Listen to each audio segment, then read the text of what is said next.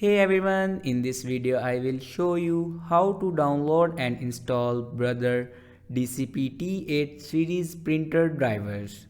Let's start our video without wasting our time. Follow every step as shown in video.